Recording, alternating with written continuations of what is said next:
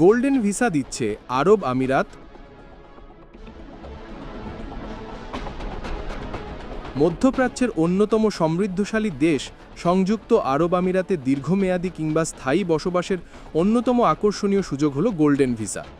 সাধারণত বিনিয়োগকারী, ব্যবসায়ী, উদ্যোক্তা ও মেধাবী শিক্ষার্থীরা এই ভিসার জন্য আবেদন করতে পারতেন। কিন্তু সম্প্রতি সমাজ ও মানব সেবায় বিশেষ অবদান রাখা মানবাধিকার কর্মী ও স্বেচ্ছাসেবকদের জন্য গোল্ডেন ভিসায় আবেদনের দুয়ার খুলে দিয়েছে আরব আমিরাত সরকার।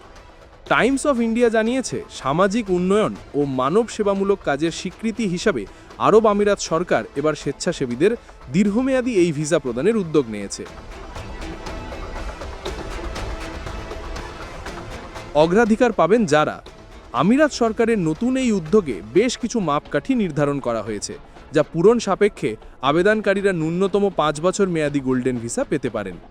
এই ভিসার জন্য আবেদনকারীরা আন্তর্জাতিক কোনো সংস্থার সঙ্গে স্বেচ্ছাসেবক হিসেবে কাজ করার কমপক্ষে 5 বছর মেয়াদী অভিজ্ঞতা থাকলে অগ্রাধিকার পাবেন।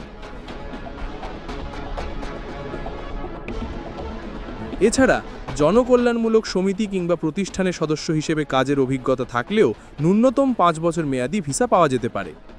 অন্যদিকে যারা মানবিক কাজের স্বীকৃতিস্বরূপ সনদপত্র বা আন্তর্জাতিক পুরস্কার লাভ করেছেন তারা বিশেষভাবে অগ্রাধিকার পাবেন।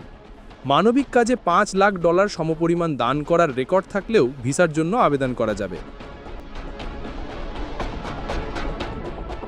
এছাড়াও দুর্যোগ, শিক্ষা, স্বাস্থ্য, পরিবেশ এবং প্রান্তিক জনগোষ্ঠীদের নিয়ে কাজ করা মানবাধিকার কর্মীরা গোল্ডেন ভিসা প্রাপ্তির ক্ষেত্রে এগিয়ে থাকবেন।